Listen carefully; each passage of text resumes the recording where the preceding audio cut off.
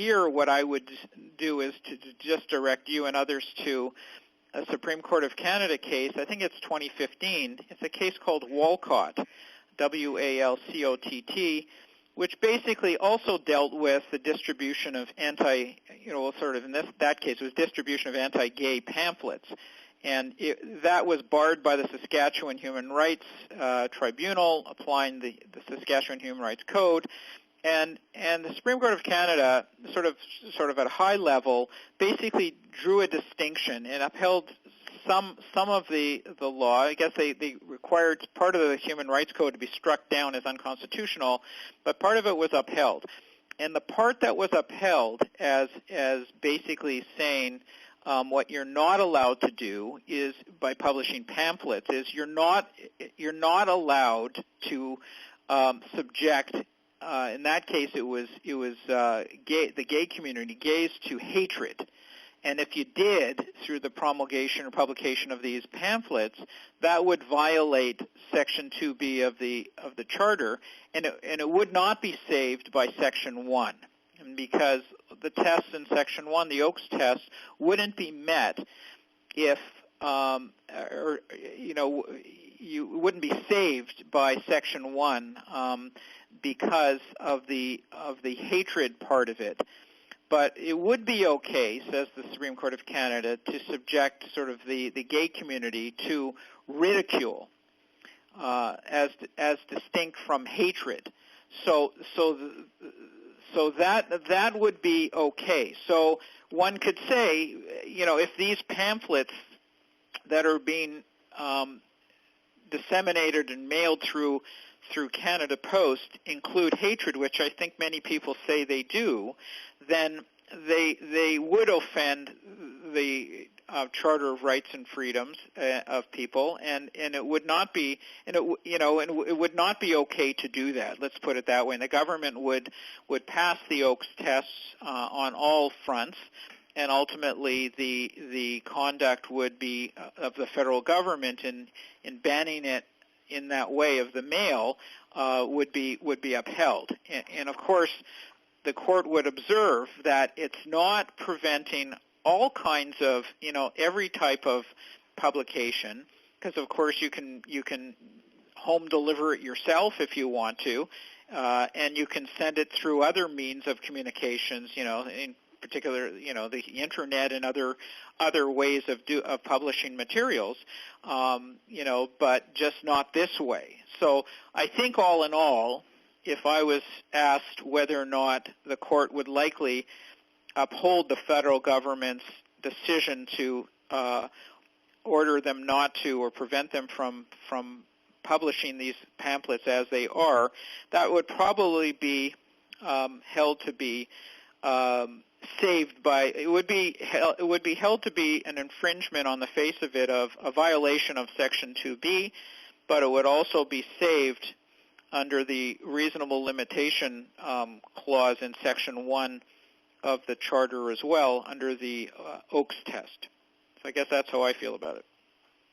So that means, in the end, so would the court uphold the decision that yes to Section 2B, but saved by Section 1, so the ultimate result is what? The ultimate result would be that the federal government's decision to ban the mailing of these things as they have would be upheld by the court. Okay. Now, between there and where we are now, so right now the federal minister issued the interim prohibitory order, and so from here, where does it have to go, and how does it go? Right. So it's not really clear, to me, what the actual review process is. It looks as though from the publication of the link you sent me that the fellow Sears is saying that he first has to go to a review of it internally. There's some kind of internal review process within I guess the federal government, maybe administrative, appeal or review or something internal. And there may even be a second level as well. I don't know.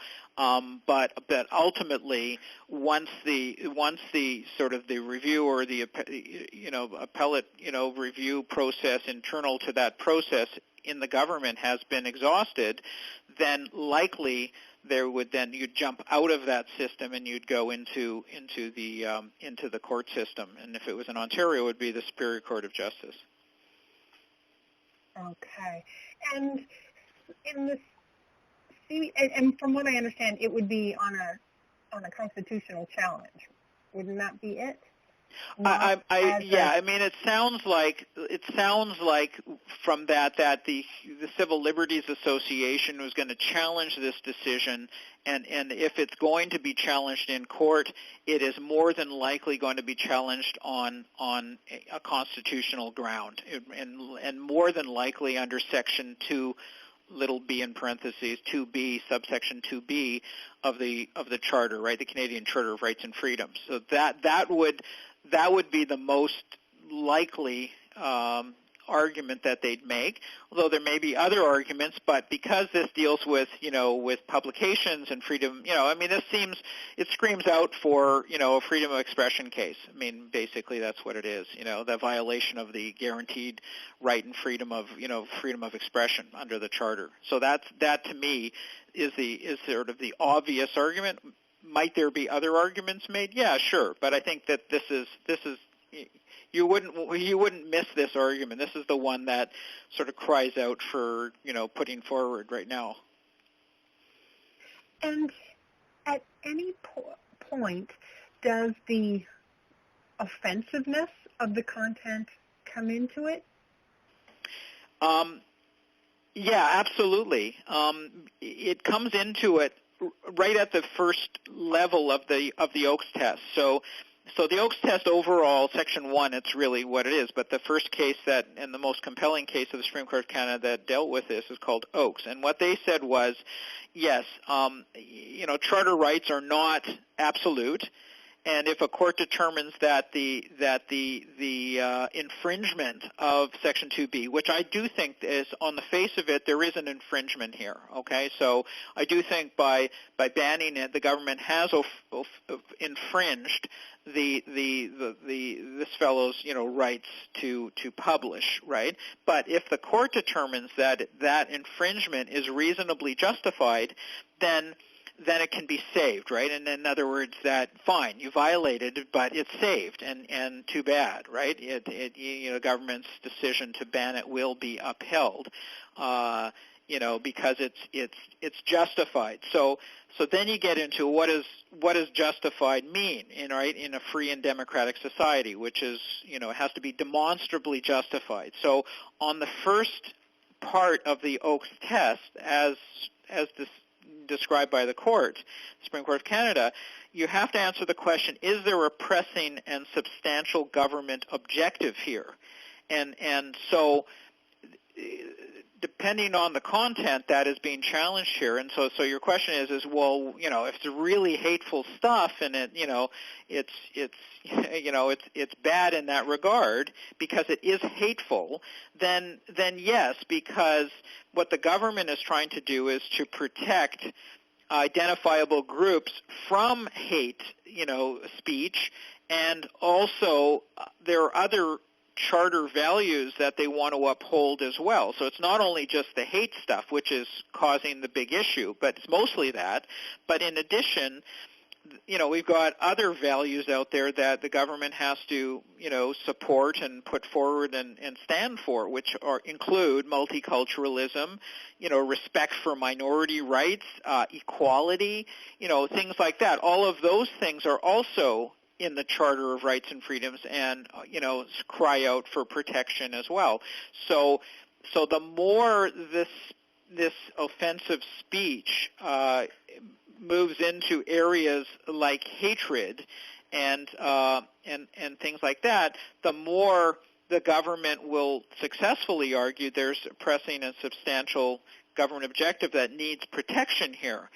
But then you get into, okay, that's, according to the Oakes test, that's not enough. You still have to have a rational connection between the objective of protection of those who are being, subject of being, hate speech or ridicule, that kind of thing, and the objective, that the government, wants to, and the, the speech, the infringing, speech, and the objective the government wants to protect. So there is a rational connection. Fine, that's easy enough to connect the dots. But then, minimal impairment is another thing. Did they do it? I think minimally impaired is the only way to go here. That's about as minimal as you can get without permitting the guy to, to mail it to a less number of people, but still, let him do it. So I don't think you can do it, make this solution a different way. I think there has to be a ban of mailing. Then you get into the last part of the test, which is the balancing of the harm versus the good, that has, this ban has caused, right? So, you're going to look at this and say, well, the harm is he's stopping, somebody from expressing, hatred, let's say. That's the harm, okay, and then but that's to be balanced as against the good. The good is that now these people are not subject to hate, right? So where's the balance lie there? So as I mentioned earlier, so in a very similar kind of case, in the Walcott case, the Supreme Court of Canada a few years ago, or maybe a couple of years ago, basically drew the distinction that, okay, there's a big distinction between you're balancing things off, a distinction between ridiculing an identifiable group and in promulgating, or putting forward hatred, right? Hate speech, right? So hate speech in the balancing act, is more weighty than speech that ridicules. So that's where the court in the past, just recently, has drawn the distinction on the balancing. So when you ask me, is it significant that this offensive publication is actually putting forward hate speech, then yes, it would be extremely significant, particularly in view of the Walcott decision, which actually said that hate speech is not permitted, and it is saved under Section 1, even though there is you are limiting or restricting freedom of expression by stopping that or limiting it, but that's the way it goes, because in terms of balancing, hate is to be looked at much more seriously, and it's to be stopped faster than speech which otherwise may not hate but ridicules, right? So that's where they drew the line in the Walcott case. So in my view, in this case, if what's being put forward is actually hate speech, then there's a greater chance the court would say the government's position in banning the mailing of hate speech is upheld and is saved under, Section 1 of the Charter, even though it might and probably does, infringe the paper's right to, to express themselves in that way. So I think that's how this case will probably come down if it goes to the courts. And I don't know if this is a parallel, but I didn't have a whole lot of time to do the background on this, but I saw that the last time Canada Post had banned something like this was in the Ernst Zundel case. Right. And I can only vaguely recall it as it was happening at the time. Right. Do you recall what happened, and is that a good parallel with this one? Yeah, you know what? I don't remember exactly what happened in Zundel as well. Yeah, because there's been tons of cases since.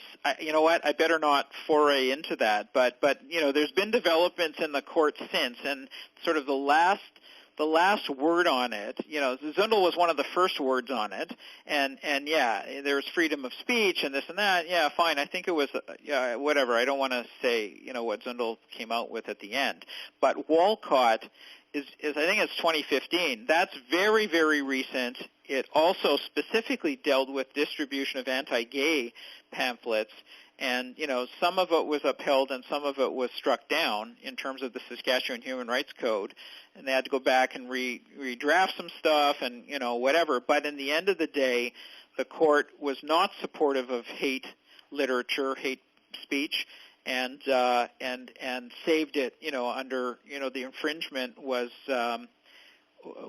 saved under Section 1 with the effect that hate speech, for certainly in that case anti-gay hate speech, was basically found to be unjustified, and the government's role in trying to stop it was upheld. Okay. I think that probably gives us more than enough for a post. Now, Great. In digging further into this, I have any questions, do you mind if I call you back? Sure, absolutely. Call me anytime. Okay. And if you have any further thoughts, then either call me or send them in an email. Otherwise, the next time you hear from me should be a draft of this. Beautiful. Okay, good. Yeah. And then hopefully this can, I'm not sure, but, it's pretty hot out there, right? So in terms of what's happening and whatever. So, it's current, right? So it'll be good. I love these. Yeah. Yeah. I come from a daily news background, so I kind of miss this kind of late-breaking stuff. So I don't know. Does your arm reach into the newspaper world as well, or is it just sort of the Advocate Daily connection at this point? Well, I was a daily newspaper reporter for 15 years, and then now as I'm starting full-time with Advocate Daily, or when I started full-time with Advocate Daily, I kind of left that world behind, but I miss it. Right, yeah.